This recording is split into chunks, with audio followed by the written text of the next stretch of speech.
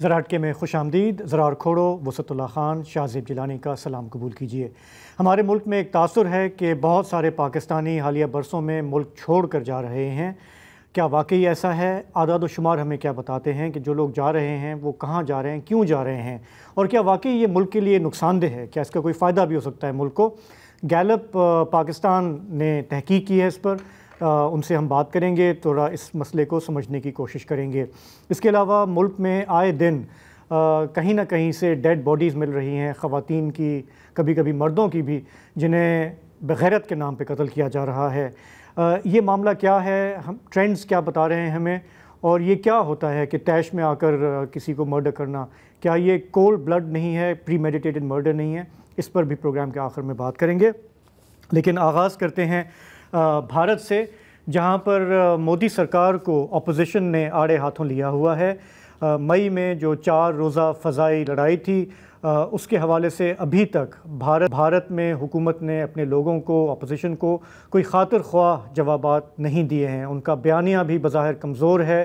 سفارتی محاذ پر، دفاعی محاذ پر لگ یہ رہا ہے کہ مودی سرکار قدرے تنہا ہے.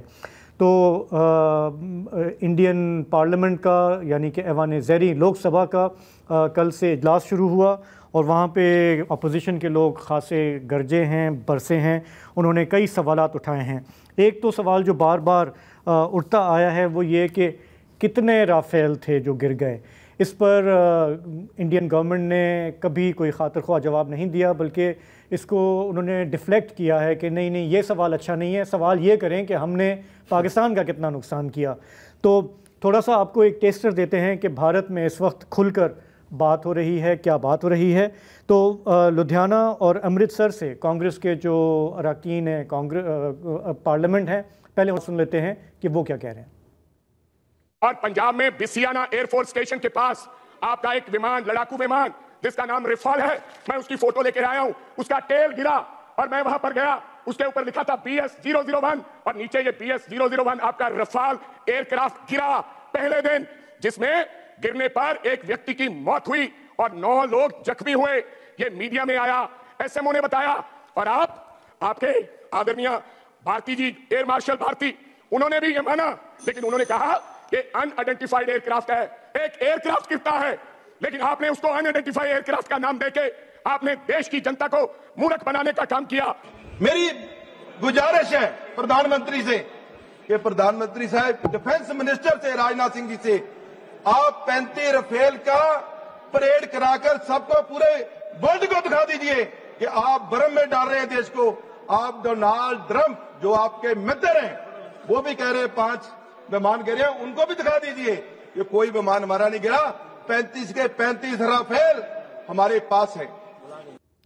اسی طرح کیرلا کانگریس کے رکن پارلیمان ہیں فرانسس جارج، انہوں نے بھی مودی سرکار پر تنقید کی اور کہا کہ اس معاملے پر جو آئیں بائیں شائیں آپ کرتے رہے، اس سے بھارتی گورنمنٹ کی اور انڈیا کی انٹرنیشنل کریڈیبلٹی کو دھچکا پہنچا ہے.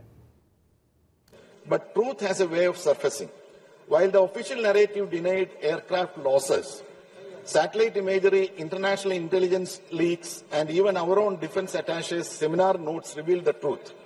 We lost 3 Rafales, 1 Sukhoi 30 MKI, and 1 MiG-29. All were shot down in our own territory. When government denials are contradicted by foreign media and allied nations, we do not appear strong. We appear dishonest.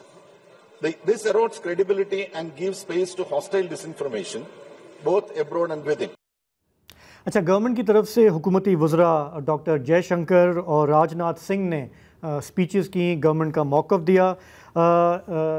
جے شنکر صاحب نے کہا کہ انہوں نے وضاحت کی کہ یہ جو جنگ ہم نے بند کی تھی، یہ ٹرمپ کے دباؤ پر نہیں کی تھی، یہ ہمارا اپنا فیصلہ تھا کیونکہ ہم نے اپنے اہداف اچیو کر لیے تھے. انہوں نے یہ بھی دعویٰ کیا کہ صدر ٹرمپ اور وزیر اعظم مودی کے درمیان 22 اپریل سے لے کر 17 جون کے درمیان کوئی بات چیت نہیں ہوئی.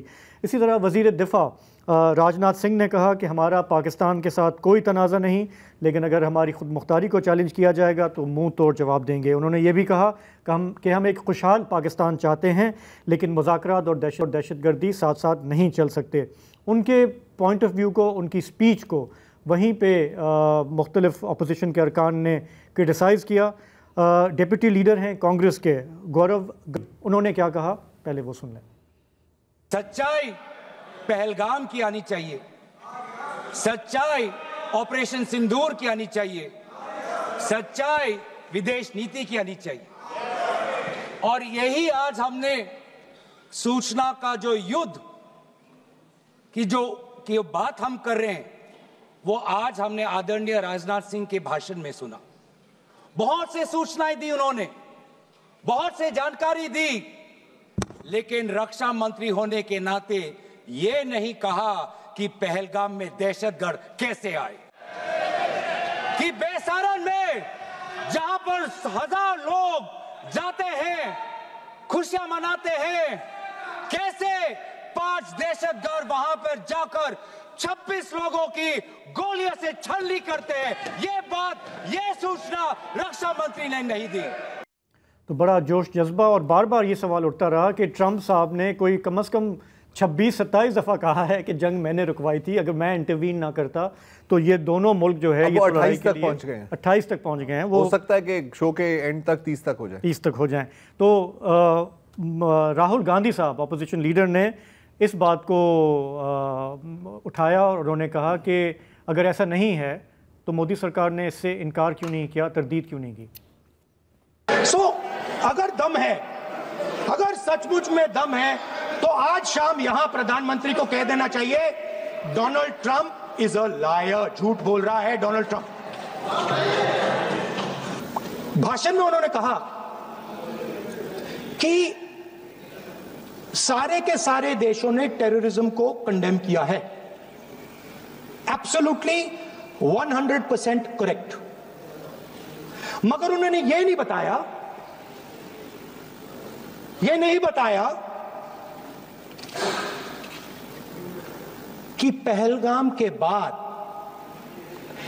ایک بھی دیش نے پاکستان کو نہیں کنڈیم کیا ہے.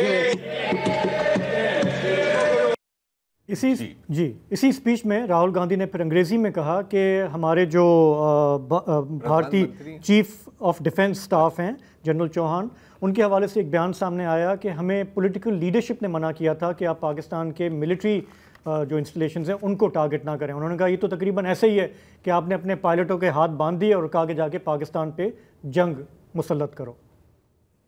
And that happened only because of the constraint given by the political leadership to not attack the military establishment and their air defense. Meaning you went into Pakistan, you attacked Pakistan and you told our pilots do not attack their air defense system. Meaning you told our pilots go and attack and face the air. اچھا، ان کی بہن ہے پریانکا گاندھی، انہوں نے بھی خطاب کیا اور انہوں نے کہا کہ جی کہ ہماری ایجنسیاں ناکام ہوئیں پہلگام میں، امت شاہ صاحب نے یا کسی اور ایجنسی کے بڑے افسر نے استعفیٰ کیوں نہیں دیا. تو جب باری آئی بھارتی وزیر داخلہ امت شاہ کی تو انہوں نے کہا کہ جی جن لوگوں نے حملہ کیا تھا ہم نے تو ان کو پکڑ کے مار دیا ہے اور وہ پاکستانی ہیں.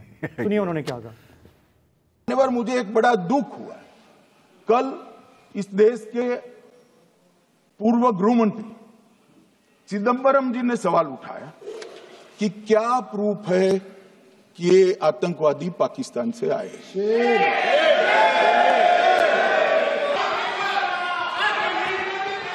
مانیور، ہمارے پاس پروف ہے، وہ بھی میں صدن کے سامنے رکھنا چاہتا ہوں کہ تینوں پاکستانی تھے.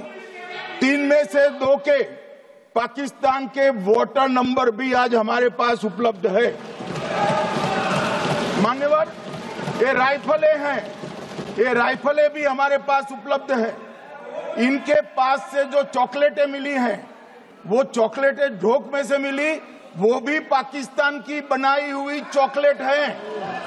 مانیور، یہ کہتے ہیں کہ پاکستانی نہیں تھے، اس کا مطلب پوری دنیا کے سامنے اس دیش کا ایک پورو گૃہ منتری پاکستان کو کلین چیٹ دے رہا ہے. کیا بات ہے. پہلے تو مزہ لو، پہلے مزہ لیتے، چاکلیٹ سیکنڈ مزہ لیتے ہیں یار. یار یہ صبح اٹھتے ہیں تو پاکستان کے نام سے ناشتہ کرتے ہیں اور سونے سے پہلے بھی میرا خیال ہے ورد کرتے ہیں پاکستان پاکستان پاکستان. مجھے obsession ہے یار. obsession ہونا اچھی بات ہے, ورد کرنا بھی کوئی ایسی بری بات نہیں ہے, لیکن بات کیا کر رہا ہے یہ یار؟ کلاسک بات ہے. دیکھیں میں نے ہمیشہ یہی سوچا ہے اور میرا خیال ہے کہ مسلم لیگ نون بھی میرے سے شاید اس بات پہ اگری کرے, پوری فساد کی جڑ ہے مفتاح اسماعیل. کیونکہ یقیناً یہ کوکومو کی بات ہو رہی ہے, جس چاکلیٹ کی بات ہو رہی ہے نا, اور مطلب کہتے ہیں کوکومو مجھے بھی دو, ہاں یو نو. لیکن یار آئی مین یہ چاکلیٹ آف آتنکوادیز, اب میرا خیال ہے دیکھو یا تو یہ ہے یا تو جوبلی ہے. اب مجھے کوئی تیسری چاکلیٹ کا نام ہی نہیں پتا یہاں پہ. یہ بتائیں گے نا امت شاہ, ابھی یہ بتائیں گے, دکھائیں گے. اچھا یار بہت دیر چلتی ہے یہ چاکلیٹ, کیونکہ اب آخرکار دیکھیں پہلے یہ پاکستان سے آتنکوادی گھسے ہیں, پتہ نہیں کب گھسے ہیں. پہلگام واقعہ کب ہوا تھا؟ اپریل میں آخر میں. ابھی ہم کہاں ہیں؟ تو چاکلیٹ وہ مطلب کتنی چاکلیٹ اٹھائی تھی یار. میں تو خریدی نہیں دیکھیں, اگر آپ بارڈر پار کر رہے ہیں, میں یہ سمجھ سکتا ہوں کہ آپ کے پاس بندوقیں ہوں, آپ کے پاس اسلحہ ہو, کیا 4 بیک پیکس میں صرف چاکلیٹ تھی کیا؟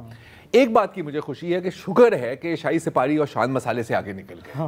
ہاں نہیں, لیکن ایک بات اور بھی ہے کہ آتنکوادی تھے, یہ ووٹر تھے, ووٹرز لسٹ میں ان کا نام تھا پاکستان میں نا. نہیں, اور ظاہر ہے کہ آپ کو شناختی کارڈ اپنے ساتھ رکھنا ہوتا ہے, کیونکہ آپ کو کیا پتا ہے, دیکھیں پاکستان میں کچھ نہیں پتا ہوتا, کبھی بھی حکومت گر سکتی ہے, کبھی بھی نئے انتخابات ہو جائیں. اگر آپ کو وہاں سے ایبسنٹی بیلٹ کرنی پڑے تو آپ کو شناختی کارڈ تو ضرورت ہے نا. تو مجھے نہیں پتا اوورسیز پاکستانی کی کیٹیگری میں آئیں گے یا نہیں آئیں گے. ہمارے یہاں سرکار کا موقف یہ سامنے آیا کہ جی بھارت میں جو پاکستانی قید ہیں ان کو پکڑ کے مارا جائے گا اور کہا جائے گا کہ جی کہ ڈیپ فری سے نکال کے ہم نے جو ہے یہ بندے جو ہے یہ پھڑکا دیے ہیں, اور اوپر تھوڑی سی مطلب وہ جوبلی شبلی ڈال دیں گے کہ یار یہ دیکھو کھا کے آ رہے. تو کہنے کا مقصد یہ ہے کہ یہ جو سوالات ہیں جو بھارت کے پارلیمان میں اٹھ رہے ہیں, یہ دنیا میں تو بہت پہلے سے اٹھ رہے ہیں. اچھا ہم تو چلیں اٹھائیں گے ہی, لیکن چلیں ہماری ایک رائیولری ہے تو ہم اٹھائیں گے ہی, لیکن باقی دنیا میں بھی سوال اٹھتے رہے. ہم نے دیکھا ایویڈنس آتا رہا, رافیلز کے حوالے سے آتا رہا, اور یہ بات جو انہوں نے کہی کہ اس مرتبہ پوری دنیا نے سمجھ لیا کہ یار کوئی بھی واقعہ ہوتا ہے آپ پاکستان پہ ڈال دیتے ہو, ایویڈنس تو کوئی دو. اینڈ یار دیکھو باقی سب کو چھوڑ دو, ساری ایویڈنس سارے رفیل ایک طرف, مطلب ایک بال بنا کے پھینک دو کونے میں.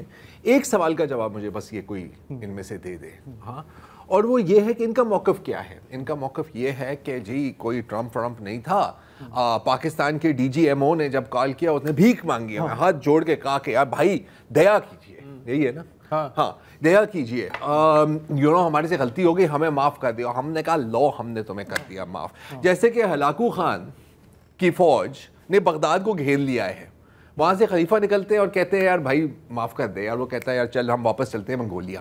ایسا کیسے ہوتا ہے یار؟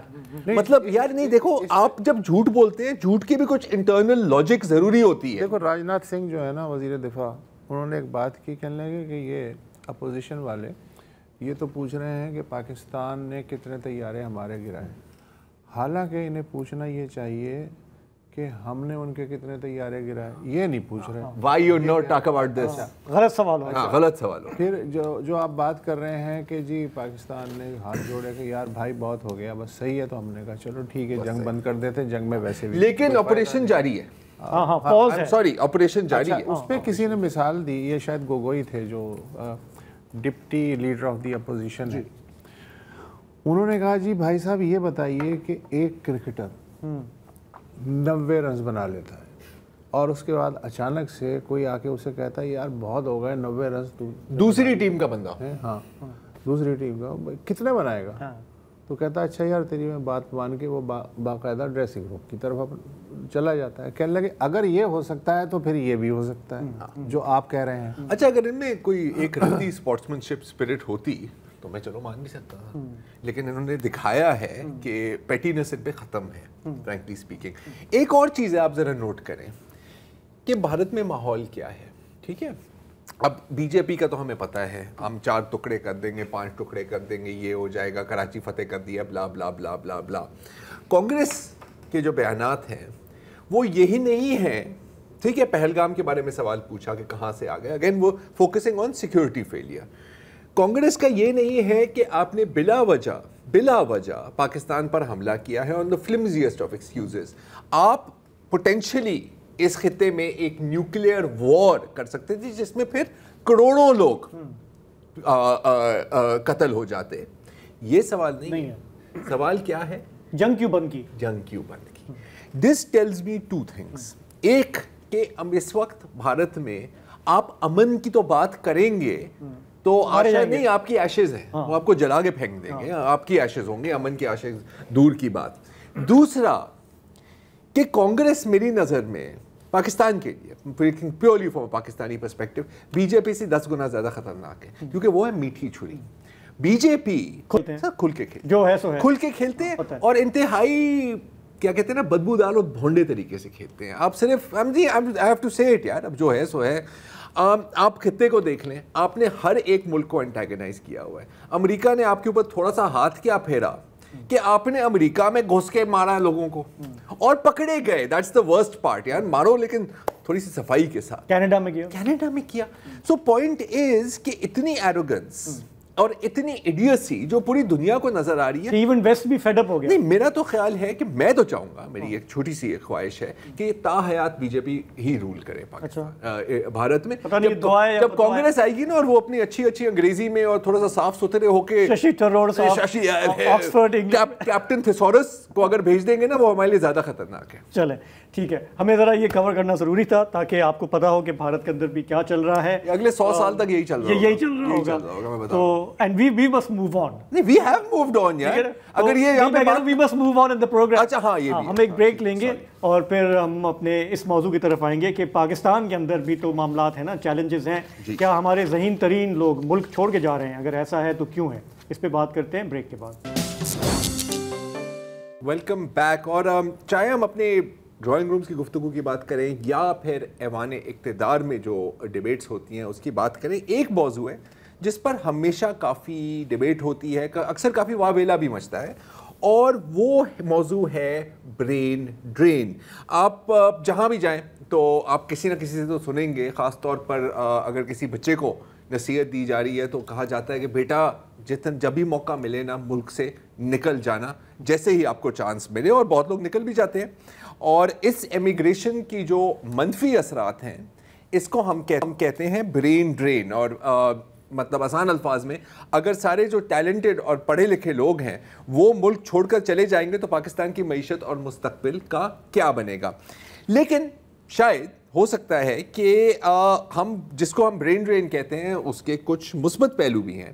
جیسے کہ اگر لوگ ملک سے باہر نہیں جائیں گے، اور آپ پتہ ہے کہ ہماری آبادی کتنی تیزی سے بڑھ رہی ہے تو ایک سرپلس پاپولیشن تو ہے، اگر وہ ملک سے باہر نہیں جائیں گے اور پھر بیرون ملک کام نہیں کریں گے تو ریمیٹنسز کون بھیجے گا آپ کو؟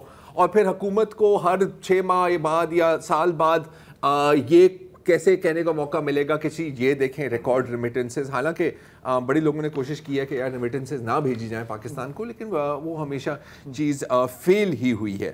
اور پھر ہم ہمیشہ یہ بھی کہہ رہے ہوتے ہیں کہ یار یہ دیکھو یہ جو انڈینز ہیں ان کے ڈائسپورا نے کتنی کامیابی حاصل کی ہے. گوگل کے سی ای او کو دیکھ لو، اس ٹیک کمپنی کے سی ای او کو دیکھ لو. اب ظاہر ہے کہ وہ گوگل کے سی ای او جے پور یا چنائی میں بیٹھ کے تو نہیں بنے، ان کو باہر جانا پڑا، شاید 1 جنریشن بیفور وہاں پر کامیابی حاصل کی اور پھر وہ اس مقام تک پہنچے ہیں. یا پھر اگر آپ یو کے ہاؤس آف کامنز کو دیکھ لیں یا آپ امریکن کانگریس کو دیکھ لیں، اس وقت ایف بی آئی کے جو ڈائریکٹر ہیں وہ بھی ایک بھارتی نژاد امریکن شہری ہیں، کیش پٹیل. اب ظاہر ہے کہ ہز پیرنٹس موو دیر اور پھر ہی وہ پولیٹکس میں انسرٹ ہوئے اور اس مقام تک پہنچے ہیں. تو آج ہماری کوشش ہوگی کہ ہم برین ڈرین جس کو ہم کہتے ہیں اس کی گہرائی میں جائیں. اور آج ہمیں جوائن کر رہے ہیں بلال گیلانی صاحب. آپ ایگزیکٹو ڈائریکٹر ہیں گیلپ ڈیجیٹل اینالیٹکس پروگرام کے. Thank you very much for joining اس بلال صاحب. اب اس سے پہلے کہ ہم برین ڈرین یا برین گین کی بات کریں، کچھ میں چاہ رہا ہوں کہ اگر آپ اعداد و شمار ہمارے لیے کلیئر کر دیں. بہت مختلف قسم کی خبریں گھوم رہی ہوتی ہیں. آج میں ایک واٹس ایپ گروپ پہ تھا تو اس میں کسی نے اسکرین شاٹ بھیجا ایک فیس بک پوسٹ کا اسٹارٹ اپ سندھ کے نام سے، پہلی دفعہ میں نے نام سنا ہے، اور اس میں یہ دعویٰ کیا گیا تھا کہ پاکستان از دا نمبر 1 کنٹری جس کو لوگ چھوڑ کے جا رہے ہیں. اب اسٹیٹسٹکلی یہ بات صحیح نہیں ہے. تو بلال صاحب اعداد و شمار ہمیں کیا بتاتے ہیں؟ اگر فرض کریں کہ ہم پچھلے 5 سالوں کی ڈیٹا کا جائزہ کریں تو کیا ٹرینڈ نظر آتی ہے؟ کتنے لوگ واقعی ہی ملک چھوڑ کے چلے گئے ہیں اور یہ کن کن شعبوں سے منسلک تھے؟ جی جی بہت شکریہ آپ نے اس امپورٹنٹ موضوع پر مدعو کیا. جو اگر ہم ڈیٹا کا جائزہ لیں تو ہمارے پاس دو طرح کے ڈیٹا سیٹس اویلیبل ہیں. ایک پاکستان میں بیورو آف امیگریشن کے نام سے حکومت کا ایک ادارہ ہے. تو تقریباً زیادہ تر افراد جو جاب کی وجہ سے ملک چھوڑ کر جاتے ہیں ان پہ ایک طرح کی لیگل ریکوائرمنٹ ہے کہ وہ اس ادارے سے ایک سرٹیفکیٹ حاصل کریں. اور یہ کوئی تقریباً 1970s سے ایگزسٹ کرتا ہے ادارہ, اس لیے اس کے پاس ایک کافی اچھا ڈیٹا سیٹ اویلیبل ہے یہ ٹریک کرنے کے لیے کہ کتنے لوگ ملازمت کے لیے ملک سے باہر گئے. تو اگر آپ اس کا ڈیٹا اٹھا کے دیکھیں تو 1981 سے اگر ڈیٹا لیں تو تقریباً 1 کروڑ اور 30 لاکھ کے قریب افراد ملک سے باہر ملازمت کے لیے گئے تھے. اور یہ تقریباً 54 ڈفرینٹ ڈیسٹینیشنز ہیں یا 54 ڈفرینٹ کنٹریز ہیں جہاں پر ڈیٹا ٹریک کرتا ہے کہ یہ لوگ ملازمت کے لیے گئے. اگر ریسنٹ ایئر کی بات کریں تو 2024 کا مکمل سال اویلیبل ہے جنوری سے لے کے دسمبر تک, تو تقریباً 7.5 لاکھ کے قریب افراد ملازمت کے لیے ملک سے باہر گئے. اور کم و بیش پچھلے 10 سال کا اگر آپ ڈیٹا دیکھیں تو اتنے ہی تعداد میں لوگ ملازمت کے لیے باہر جاتے رہے ہیں.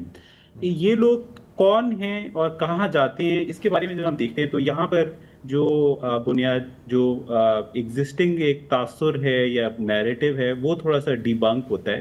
تو لارجسٹ جو ان 7.5 لاکھ جو پچھلے سال گئے ان میں لارجسٹ پروپورشن جو آکیوپیشن کیٹیگری وائز ہے وہ لیبر کی ہے. اور لیبر سے مراد بیسکلی جو لوئسٹ اسکلڈ بالکل مینول ہاتھ سے کام کرنے والا مزدور جو ہے. اس کے بعد جو نیکسٹ ان لائن ہے وہ ڈرائیور ہیں, اور تھرڈ جو ہے وہ میسن کیٹیگری ہے, پھر کچھ حد تک کارپینٹر ہیں. اور جو ڈیسٹینیشن ہے وہ 95% مڈل ایسٹ ہے, جس میں سعودی عرب اور قطر اور UAE, یہ 3 ملک جو ہیں یہ almost 90% of all the people, یہ 7.5 لاکھ لوگ ملک سے باہر گئے. جو لاسٹ بات میں اس پہ کروں گا پھر آپ کی طرف واپس آتا ہوں. جو آپ نے بات کی اسکل لیبر کی, اور ایک میں اس سے اتنا اتفاق نہیں کرتا کہ ایسے لوگ صرف ان کو ہم برین یا برینڈ کہیں کہ ان کے جانے سے ملک پہ برین ڈرین ہو جاتا ہے. یا تمام پاکستانی برین رکھتے ہیں اور بہت قابل ہیں, مگر جو یوزول ٹرم ہے کہ اسکلڈ پاکستانی گئے, تو ڈیٹا ہمیں یہ بتاتا ہے کہ پچھلے سال اگر آپ ڈاکٹرز, انجینئرز, IT پروفیشنلز, اگر آپ ان نرسز, اگر آپ ان کیٹیگریز کو صرف دیکھیں تو جو ملک چھوڑ کے جانے والے ہیں ان کے ٹوٹل تعداد 20,000 ہے. یعنی 3% of all people who left the country وہ اس کیٹیگری میں فال کرتے ہیں. اچھا سوری بلال صاحب, آپ کی ایک سیکنڈ میں تھوڑی سی وضاحت چاہ رہا ہوں. 20,000 کے جو آپ یہاں پر فگر دے رہے ہیں یہ تمام اسکلڈ کی بات ہو رہی ہے, مطلب پروفیشنل یا جو بھی, جیسے کہ ڈاکٹرز, اکاؤنٹنٹس, انجینئرز, ان سب کو ملا کر 20,000 ہے. 20,000 ہیں جی, جو پچھلے سال اس ڈیٹا کے مطابق ملک سے باہر گئے 20,000. اوکے, تو پھر یہ جو بات کی جاتی ہے, اور آج دن میں بھی آپ سے میری بات ہو رہی تھی اسی موضوع پر, اور پھر ظاہر ہے اینیکڈوٹلی ہمارے ہر لوگوں سے بات ہوتی ہے. ایک چیز جس کے بارے میں لوگ بار بار بات کرتے ہیں وہ کہتے ہیں ڈاکٹرز, کہ ساری جو ہماری جو ٹاپ ڈاکٹرز ہیں جو یہاں سے ہی پڑھتے ہیں, کچھ آئی تھنک گورنمنٹ سبسڈی پہ بھی پڑھتے ہیں, وہ چلے جاتے ہیں, اور پاکستان میں اب جو بچیں گے وہ ان کا وہ معیار نہیں ہوگا. تو کیا اعداد و شمار اور آپ کی جو پرسنل اس میں ایکسپیرینس ہے آپ کو کیا بتاتا ہے کہ اس بات میں کچھ حد تک وزن ہے؟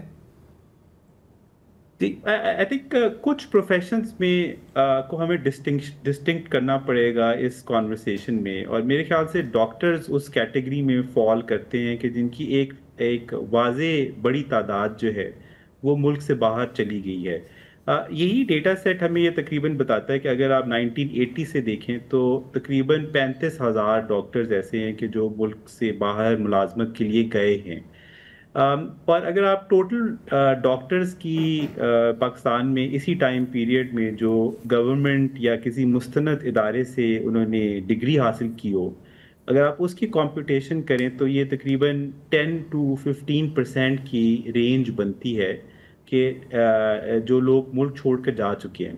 تو ڈاکٹرز میں آئی تھنک ایک میجر ایشو یہ ہے کہ زیادہ تر ڈاکٹر جو پاکستان میں پروڈیوس ہو رہے ہیں وہ پبلک یونیورسٹیز سے ہیں، جس میں گورنمنٹ کے ٹیکس پیئر منی سے اگر انویسٹمنٹ دیکھی جائے تو تقریباً 30 لاکھ روپے ایک ڈاکٹر پہ ایک سال پر لگتے ہیں، اور ایک طرح سے 1.5 کروڑ روپے ٹیکس منی کے ایک ڈاکٹر کو ٹرین کرنے پر لگتے ہیں. اور اگر ان میں سے ایک بڑی تعداد ملک چھوڑ کر باہر چلی جاتی ہے تو یہ سوال ضرور جنم لیتا ہے کہ پھر ٹیکس پیئر کے پیسوں سے کیوں ان کو ٹرین کیا گیا. سملرلی آئی تھنک سوال ریز ہوتا ہے نرسز کے اوپر بھی، کہ اس کے اوپر بھی ایک بڑی تعداد گورنمنٹ یونیورسٹی سے تعلیم حاصل کرتی ہے. تو مجھے لگتا ہے کہ شاید ہمیں ڈسٹنکشن کرنی ہوگی کہ کون سے جو لوگ ہیں جن کے ملک سے چلے جانے سے پیچھے ایک قلت پیدا ہو جاتی ہے، اور کچھ ایسے ٹریڈز ہیں جن کے ملک سے چلے جانے سے ملک میں قلت تو پیدا نہیں ہوتی، مگر ہمیں دیکھنا ہوگا کہ کیا ان کے جانے سے ہمیں کس حد تک نقصان ہوا ہے، یا جو ریمیٹنسز وہ واپس بھیج رہے ہیں ان سے وہ نقصان فائدے میں کنورٹ ہو جاتا ہے. تو ایک گڈ کاسٹ بینیفٹ انالیسس ہمیں کرنا ہوگا. ٹھیک ہے بلال صاحب، اب ہمارے ساتھ رہیں، ہم ایک بریک کی طرف جہاں واپس آتے ہیں تو کچھ اور مزید سوال آپ سے کریں گے. جی، تو ہم بات کر رہے ہیں برین ڈرین کا جو پرسیپشن ہے ہمارے ملک میں اس پر، اور بلال گیلانی ہمارے ساتھ ہیں. وسعت زرار، آج سے چند سال پہلے جب میں واپس آیا باہر سے تو شاید نائیوٹی میں میرا یہ خیال تھا کہ ہم لوگ جو باہر جاتے ہیں کام کرنے پڑھنے، ہمیں واپس آنا چاہیے، کنٹریبیوٹ کرنا چاہیے. لیکن پچھلے چند برسوں میں جو نوجوان آتے ہیں جن کی ہم مینٹرنگ کرتے ہیں، ٹریننگ کرتے ہیں، لیٹرز آف ریکمنڈیشن دیتے ہیں، میرا ویو چینج ہوا ہے کہ نہیں، اب آپ اگر باہر جا سکتے ہیں تو آپ جائیں. اف یو کی ناٹ تھرائیو ہیئر، آپ کو باہر مل رہی ہیں اپرچونیٹیز تو آپ کو کرنی چاہیے. تو بلال، میرا آپ سے سوال یہ تھا کہ جس طرح آپ نے اعداد و شمار بتایا کہ ٹھیک ہے میجورٹی جو لوگ باہر جاتے ہیں وہ لو اسکلڈ ہیں، اور ہمارے ہائیلی پروفیشنل لوگ جو ہیں ان کی تعداد 20,000 کے قریب ہے. دیٹ از ناٹ اسٹانشنگ، اس سے کوئی بہت میجر برین ڈرین کا تاثر نہیں ملتا. لیکن اس کے بارے میں آپ کیا کہیں گے کہ ہمارے جو نوجوان ہیں جو یونیورسٹی سے گریجویٹ کرتے ہیں، سب کی کوشش ہوتی ہے باہر جانا، اور خاص کر کے جو ہماری خواتین ہیں یونیورسٹی کے بعد وہ چاہتی ہیں کہ یہ ملک رہنے کے قابل نہیں ہے، ہم باہر جائیں، تھرائیو کریں. اور ان میں سے اکثر لوگ اس لیے جاتے ہیں کہ ہم یونیورسٹی میں ایڈمیشن لیں، پھر کچھ جگاڑ کر لیں، واپس نہ آنا پڑے. کیا اس کو ہم اس برین ڈرین میں کاؤنٹ کریں گے یا نہیں؟ بالکل. آئی تھنک جو آپ نے ایک اوور آل پیسمزم کا ذکر کیا، اور ایک لیک آف ٹرسٹ کا کہ اگر آپ پاکستانی ایجوکیشن سسٹم میں رہتے ہیں تو آپ کا کوئی فیوچر نہیں ہے، سو آئی تھنک یہ ایک بہت بڑا ریزن ہے. ہمارے بھی حالیہ سروے میں جب لوگوں سے پوچھا گیا کہ اگر آپ کے لیے کوئی بندوبست کر دیا جائے ملک سے باہر جانے کا تو آپ کیا ملک چھوڑ کے جائیں گے، تو 1/4 پاکستانی یہ کہتے ہیں کہ وہ ملک چھوڑ کے چلے جانا چاہتے ہیں. سب سے زیادہ جو تشویش کا نمبر تھا میرے لیے وہ یہ کہ 18 سے 30 سال کی عمر کے افراد، اور اگر آپ کے پاس انڈر گریجویٹ ڈگری ہے تو ان میں 50% سے بھی زیادہ یہ شرح تھی کہ وہ لوگ ملک چھوڑ کر جانا چاہتے ہیں. اس لیے intention is certainly significantly more than what is really happening. یعنی جو ہو رہا ہے اس سے بہت زیادہ لوگ ملک چھوڑ کے جانا چاہتے ہیں. یہ اور وہ جا نہیں پاتے کیونکہ ہم جیسے کہ نظر بھی آتا ہے کہ Pakistani passport is one of the worst passports to get out of the country. So I think education is certainly one of those contributing factors کہ جس کے through لوگ actually exit کر رہے ہیں. But I would still think کہ جو total numbers ہیں وہ بہت astonishing نہیں ہیں. People who even use the education platform to exit the country. ہم نے جو یونائٹڈ اسٹیٹس کی طرف سے جو ایجوکیشن ویزاز ہوتے ہیں اس کے اوپر بھی ایک ڈیش بورڈ کریٹ کیا، پچھلے تقریباً 15 سال کا ڈیٹا اس میں کمپائل کیا. تو اس سے بھی اگر آپ دیکھیں تو تقریباً پچھلے 3 سے 4 سال میں ایوریج جو ہے وہ 6 سے 7 ہزار اسٹوڈنٹ ویزاز ایشو ہوئے ہیں پاکستان میں بیسڈ امریکن ایمبیسی کی طرف سے، اور جو یو کے نمبرز ہیں وہ اس سے سگنیفیکنٹلی ہائر ہیں، کلوز ٹو 40,000 ایوریج ہے. So education is certainly one method that people are using, but when I compare it with other countries, مثلاً نیپال جو ہے وہ per capita significantly higher number of student visas avail کر رہا ہے. China is the largest contributor to American international education. Second number پہ India ہے. So it paints a picture کہ جو لوگ ملک چھوڑ کے جا رہے ہیں، not necessarily everyone is leaving because they feel کہ یہاں کوئی فیوچر نہیں ہے. ان میں سے اگر یہی بات ہوتی تو رائزنگ انڈیا اور ڈیولپڈ چائنا سے لوگ اس طرح سے ملک چھوڑ کر نہ جا رہے ہوتے. میرے خیال سے شاید ایک ڈیبیٹ سلائٹلی مور نوئنسڈ ہے، اور شاید ہمیں اس کے مختلف پہلو دیکھنے چاہیے. اچھا، اب ایک انتہائی نان نوئنسڈ ڈیبیٹ ہے جس کی طرف میں آپ کی توجہ چاہوں گا. میں آپ سے پولیٹیکل کامنٹ ہرگز نہیں مانگ رہا، اس کے لیے ہم ہی کافی ہے. آپ کو یاد ہے کہ جب خان صاحب کی حکومت آئی تھی تو کافی ویڈیوز آئے تھے. ایک وہ ڈاکٹر صاحب تھے جھیل والے کہ میں آ رہا ہوں، وہ شاید پاکستان میں آ رہا ہوں، کبھی نہیں آئے، اور پھر کہتے کہ نہیں اب ایسا ہوگا کہ لوگ اس ملک کو چھوڑ کے جانا نہیں چاہیں گے. اچھا، اب ایک لحاظ سے اگر وہ جو ٹوٹل ایمیگرنٹس والا گراف ہے اگر وہ ہم دکھائیں اسکرین پر، تو ہم دیکھتے ہیں کہ آپ کی اعداد و شمار کے مطابق 2020 میں 2,25,000 لوگ، یہ جو بالکل جو نیچے کی طرف ڈھنڈی جا رہی ہے، نے ایمیگریٹ کیا تھا. اور پھر ہم دیکھتے ہیں کہ میرے خیال شاید 1.5-2 سال بعد کووڈ کے بعد وہ ایک چیز شوٹ اپ کرتی ہے، اور پھر اب ہم دیکھتے ہیں کہ اٹس ڈاؤن ٹو 3,36,000 لگ بھگ. یہ جو ایک دم سے جو کراچی اسٹاک ایکسچینج والا جو گراف بنا ہے یہاں پر اوپر نیچے آگے پیچھے، اس کو ہم کیسے ایکسپلین کریں گے؟ مطلب اس کا سیاسی حالات سے کوئی تعلق ہے یا نہیں، یا کوئی اور اس میں یہاں پہ فیکٹر ہے؟ جی بالکل. سو میرے خیال سے سیاسی حالات سے کوئی خاص تعلق نہیں ہے. اس کی ایک بڑی وجہ یہ کہ 2020 سے لے کے 21 کا وہ ٹائم پیریڈ ہے جب کووڈ ریسٹرکشنز آ گئیں اور لوگ ملک سے ویزاز دینا بند ہو گئے، فلائٹ بینز لگ گئے، تو اس وجہ سے لوگ جو ہیں وہ ملک چھوڑ کر جا نہیں سکے. پھر ایک پیک جو اگلے 2-3 سال آپ کو نظر آ رہا ہے، وہ ایک طرح سے ایک بیک لاگ جمع ہو گیا امیگریشن کا، اور جو ملک پاکستان سے لیبر امپورٹ کرتے ہیں ان کے پاس بھی ایک شارٹیج پروڈیوس ہوگی، تو انہوں نے اس بیک لاگ کو پورا کرنے کے لیے کیا. اگر آپ لانگ ٹرم ایوریج دیکھیں تو اب ایسا لگتا ہے کہ 2024 جو ہے وہ ایک لانگ ٹرم ایوریج کے قریب پہنچ کی تھی، اور 2025 بھی اس پرانی لانگ ٹرم ایوریج کے قریب ہے. ان نمبرز میں آئی تھنک 1-2 چیزیں جو تھوڑی سی چھپ جاتی ہیں وہ یہ بھی ہیں کہ کچھ اس میں چینج بھی آیا ہے ڈیسٹینیشن آف پاکستانی لیبر میں. اور ہم نے ریسنٹلی دیکھا ہے کہ یو اے ای جو ہے وہاں پر کیونکہ ویزا بین ایک طرح کا ایک ان سیٹ ویزا بین ہے پاکستانیوں پر، تو پچھلے 1 سال میں 2023 اور 2024 میں ایک واضح ڈفرینس ہے in terms of total man power exported to U A ای.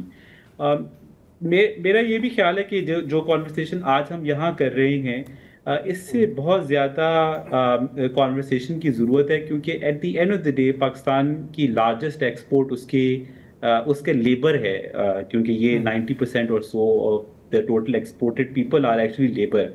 تو جس ملک کی ایکسپورٹ ہی لیبر ہو، اس کے اوپر وہاں پر ایک بہت سنجیدہ بحث کی ضرورت ہے ان نمبرز کے اوپر، اور وہ ہمیں کہیں نظر نہیں آتی. اچھا بلال، میں ایک بات میرے ذہن میں ہے، آپ کلیئر کریں.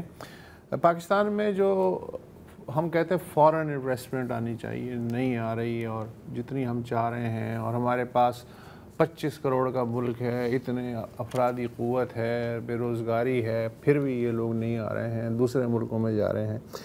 وہ یہ کہتے ہیں کہ ہم آ تو جائیں، انویسٹ بھی کر لیں، لیکن یہاں جو اسکلڈ لیبر ہے یا جو ایکسپرٹس ہمیں ملتے ہیں جو ہمیں ریکوائرڈ ہیں اپنی ضروریات کے لیے، وہ ہمیں ملتے ہی نہیں ہیں. تو یا تو پھر ہم اپنے بندے لائیں، یا اپنا سرمایہ جو ہے کہیں ویتنام میں لے جائیں یا انڈیا میں لے جائیں، کہیں لے جائیں. اچھا، بات ان کی بھی صحیح ہے، اور بات یہ بھی ہے کہ ہمارا جو اپنا نظام تعلیم ہے وہ ان کی ریکوائرمنٹ کے حساب سے پروڈیوس ہی نہیں کر رہا بندے. تو یہ جو بالٹی ہے اس کی لیکیج کو کیسے روکا جائے، پھر کیا کیا جائے؟ ہم نے کچھ سرویز ینگ یوتھ جو پاکستان ملک کو چھوڑ کر جانا چاہتی ہے ان کے ساتھ بھی کیے، اس بات کو جاننے کے لیے کہ آخر یہ better economic opportunity in the western countries ہے یا ان دا مڈل ایسٹ ہے جس کی وجہ سے لوگ جاتے ہیں، اور پھر وہ یہ کہتے ہیں کہ پاکستان میں حالات خراب تھے، یا یہ کہ ہم یعنی ایک طرح سے پش اینڈ پل فیکٹرز جو مائیگریشن میں ہوتے ہیں۔ میرا اپنا ذاتی تجزیہ یہ ہوگا کہ میجر ریزن جو ہے پاکستان سے لوگوں کے چھوڑ کے جانے کا وہ پاکستان میں ایک پھیلتی ہوئی مایوسی ہے۔ سو کوئی بھی شخص جو ہے وہ اپنا لگا ہوا گھر اور ایک خاندان کو چھوڑ کر ملک سے ایگزٹ نہیں کرنا چاہتا، مگر اسی یوتھ میں اگر جب ہم ان سے ڈیموکریسی کے حوالے سے سوال کرتے ہیں، تو ہم ان سے پاکستان کے آنے والے سالوں کے حوالے سے سوال کرتے ہیں، اکانومی کے حوالے سے سوال کرتے ہیں، تو ایک بالکل ایک ایبسولوٹ پیسمزم ہے کہ پاکستان کا کوئی فیوچر ایگزسٹ نہیں کرتا۔ تو ایسے ایک جب تاثر ہو ایک سنکنگ بوٹ کا، تو پھر آپ ان کو جس حد تک کی بھی اکنامک اپرچونٹی یہاں پر دینے کا آپ ان کو ایک ہوپ دیں، تو یہ ایک ڈیفیکلٹ ڈیسیجن ہوگا۔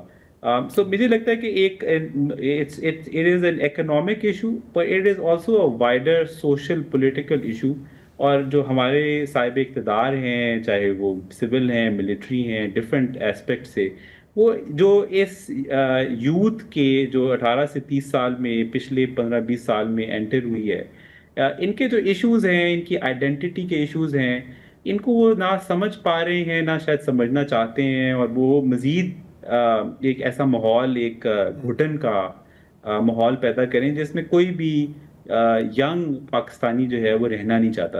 بالکل ٹھیک ہے۔ کچھ مایوسی ایسی ہے کہ جو شاید بنائی گئی ہے، شاید حالات اتنے خراب نہیں ہیں، مگر بہت سی مایوسی ایسی ہے کہ جو آپ کو سڑک چلتے بھی محسوس ہوتی ہے۔ بہرحال ایک لمحہ فکریہ ہے، حکمرانوں کو سوچنا چاہیے۔ آپ کا بہت بہت شکریہ بلال گیلانی صاحب، میرا خیال ہے انسائٹفل ہے، پرسیپشن جو ہے وہ جیسی ہے اس کو انہوں نے ایکسپلین بھی کیا کہ اس میں۔ اچھا ایک آخری بس مختصر بات کہ امیگریشن کا ایک فائدہ یہ بھی ہوتا ہے جب وہ جو ملک چھوڑ کے گئے ہیں وہ سکلز حاصل کر کے دولت کما کر واپس اپنے ملک میں آئیں، جس کو کہتے ہیں ریٹرن مائیگریشن، لیکن اس کے لیے پھر آپ کو کچھ وہ ماحول بنانا پڑے گا to make it attractive for people to come back نا۔ پہلے جانے کا ماحول تو بنا لیں، پھر جانے کا ماحول بنا ہوا ہے، آنے کا ماحول بھی بنا ہوا نا یار۔ چلیں ایک چھوٹا سا بریک، واپس آئیں گے تو ذرا بات کریں گے کہ یہاں پہ ہمارے یہاں خواتین کے ساتھ جو جرائم ہوتے ہیں اس کے کیا پس پردہ حقائق ہیں۔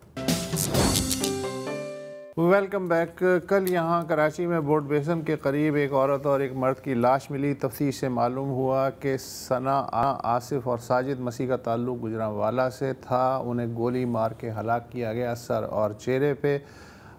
دونوں حال ہی میں اپنی مرضی سے شادی کر کے کراچی آئے تھے پناہ کی تلاش میں۔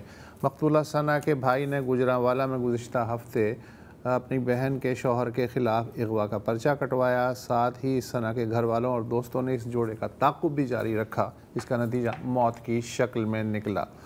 بانو اور احسان کی کہانی تو آپ سن رہے ہوں گے، پچھلے 2-3 ہفتے سے کوئٹہ کے قریب جو دیہی علاقہ تھا اس کی ویڈیو سامنے آئی تھی، کس طرح لڑکی کو گولی ماری گئی تھی مقامی رسم و رواج کے مطابق، اور جو بانو کی والدہ ہیں انہوں نے بھی بعد میں ایک ویڈیو بیان میں کہا کہ اس کے ساتھ جو ہوا ٹھیک ہوا، قبائلی روایات یہی ہیں۔ پھر یہ خبر آتی ہے راولپنڈی سے کہ سدرا نامی ایک لڑکی نے ایک شخص سے شادی کر لی اور ایک اور صاحب ان کا پہلے شوہر بن کے سامنے آ گئے۔ لڑکی کو گھر پہ یہ کہہ کے بلایا گیا کہ ان کی رخصتی دھوم دھام سے کی جائے گی اور پھر اسے قتل کر کے خاموشی سے لاش دفنا دی گئی۔ یا بہت پہلے یہ خبر آئی تھی کہ اسپین میں 2 پاکستانی بہنیں جو وہیں بڑی ہوئی تھیں، ان کا گجرات کے گاؤں میں ان کے 2 کزن سے نکاح ہو گیا۔ انہوں نے کہا کہ ہم شاید ایڈجسٹ نہیں کر پائیں گے، ہمیں یہ منظور نہیں ہے، تو انہیں بھی دلاسے وغیرہ پیار محبت کے ساتھ پاکستان بلایا گیا اور پھر انہیں قتل کر دیا گیا۔ یہ جو چند مثالیں ہیں، یہ جو تمام بے شمار کیسز ہیں جو رپورٹوں کی شکل میں ہمارے سامنے آتے ہیں پاکستان میں انتہائی سخت قوانین کے سائے میں ان سب پہ یہ اپلائی کیے جاتے ہیں۔ تاثر یہ دیا جاتا ہے کہ یہ غیرت اور رسم و رواج کا معاملہ ہے۔ بے وفائی، شادی سے انکار، کسی کے ساتھ بھاگ جانا، اپنی مرضی سے شادی کر لینا، بھلے یہ قانون کی نظر میں عاقل و بالغ عورت کا انڈیپینڈنٹ فیصلہ ہو سکتا ہے یا مرد کا، لیکن ان کا جو خاندان ہے، قبیلہ ہے، برادری ہے اور سماج ہے، اس کی نظر میں یہ سب حرکتیں جو ہیں یہ سزائے موت دینے کے لیے جائز ہیں۔ تاثر یہ دیا جاتا ہے کہ اگر کوئی لڑکے یا لڑکی کا وارث فوری طیش میں آ کے دونوں کو یا کسی ایک کو قتل کر دے تو اسے وقتی غصے یا جذباتی ابال کی نظر سے دیکھا جائے، سزا ضرور ملے مگر اتنی نہیں جتنی کہ کسی سوچے سمجھے منصوبہ بند قتل کی سزا ہوتی ہے۔ حقیقت کیا ہے؟ در حقیقت غیرت کے نام پہ جتنی بھی وارداتیں ریکارڈ ہوئی ہیں ان میں فوری اشتعال کے تحت قتل کا تناسب آٹے میں نمک کے برابر ہے۔ 95% سے زائد وارداتیں باقاعدہ پلاننگ کے ساتھ ہوتی ہیں، ان میں گھر کی عورتیں، مرد، برادری یا قبیلے کے سرکردہ عمائدین، خاندان کے دوست، مقامی پولیس اہلکار، گورکن، وکیل، منصف، علاقے کے سیاسی معززین، سب کے سب براہ راست یا بلا واسطہ ایسے قتل میں اپنا حصہ ڈالتے ہیں، کچھ عملی طور پہ، کچھ قاتلوں کی مدد کر کے اور سہولت کار بن کے، کچھ اپنی زبان سے تبصرے کر کے اور کچھ محض خاموش تماشائی بن کے۔ لہٰذا ہم اس کو، میرا خیال ہے کہ یہ جو کہا جاتا ہے نا، نہیں یہ جذباتی ہو گیا سر، وہ غیرت کا معاملہ موسٹلی نہیں ہوتا ہے، نہیں ایسا نہیں ہوتا ہے، جیسے وسط نے کہا آٹے میں نمک کے برابر ہے۔ اچھا، جہاں تک لوگوں کا ایٹیٹیوڈ ہے تو میں آج میں آپ سے قصہ شیئر کرنا چاہ رہا ہوں۔ آج میں ایک دکان میں بیٹھا ہوا تھا اور اتفاق سے وسط سے ہی بات ہو رہی تھی، تو یہ جو کراچی میں جو قتل ہوا ہے نا اس پہ ہی بات کر رہے تھے کہ یار اس کو کور کرنا ہے، یہ گجراوالا کا، گجراوالا والا جو ہے، تو وہاں پر دو تین لوگ بیٹھے ہوئے تھے تو وہ بھی سن رہے تھے، تو دیکھ رہے تھے میں لاشوں اور قتل کی بات کر رہا ہوں، تو میں نے کہا کہ یار یہ ہوا ہے اور پھر راول پنڈی میں یہ ہوا اور بلوچستان میں، تو سب تو آپ کو پتہ ہے۔ تو ایک صاحب تھے، انہوں نے کہا کہ یار یہ تو بالکل ہی بربریت ہے، ہاں ان کو تو مطلب سخت سے سخت سزا اور ایٹسیٹرا ایٹسیٹرا۔ دوسرے جو صاحب بیٹھے ہوئے تھے کہا کہ جی دیکھیں اب قتل تو نہیں کرنا چاہیے لیکن آخرکار آپ والد کا بھی تو سوچیں، اس نے پالا، اس نے پوسا، اور پھر یہ لڑکیاں مطلب گھر چھوڑ کے بھاگ جاتی ہیں تو ان کو بھی کوئی نہ کوئی سزا تو ملنی چاہیے۔ تو میں نے کہا چلیں آپ بتائیں کیا سزا ملنی چاہیے؟ تو ظاہر ہے اس نے کہا کہ قتل کرنا چاہیے۔ وہاں سے کچھ میل پہلے وہ آ کے رک گئے، لیکن بیسک جو سوچ ہے نا آپ کے معاشرے میں وہ یہ ہے۔ اور ہمیشہ ہم ریاست کی بات کرتے ہیں، یار آپ نہیں روک سکتے، آپ نے قانون بھی بنائے ہیں، صحیح ہے، پروسیکیوشن میں ہزار مسئلے ہیں، کل ہم اس پر میں خل تفصیل سے بات کریں گے، لیکن اگر ایک باپ اپنی بیٹی کو قتل کرنے پر تلا ہے یا آپ اپنے ایک بھائی اپنی بہن کو قتل کرنے پر تلا ہے، آپ اسے کیسے، کون سا قانون روکے گا؟ کون سا قانون؟ پیدر شاہی کا نظام ہے جس کی وکٹمز خواتین بھی ہیں، مرد بھی ہیں۔ جی بالکل۔ ہمارے پروگرام کا وقت یہیں ختم ہوا، کل آپ سے پھر ملاقات ہوگی، اجازت دیں، خدا حافظ، شب بخیر۔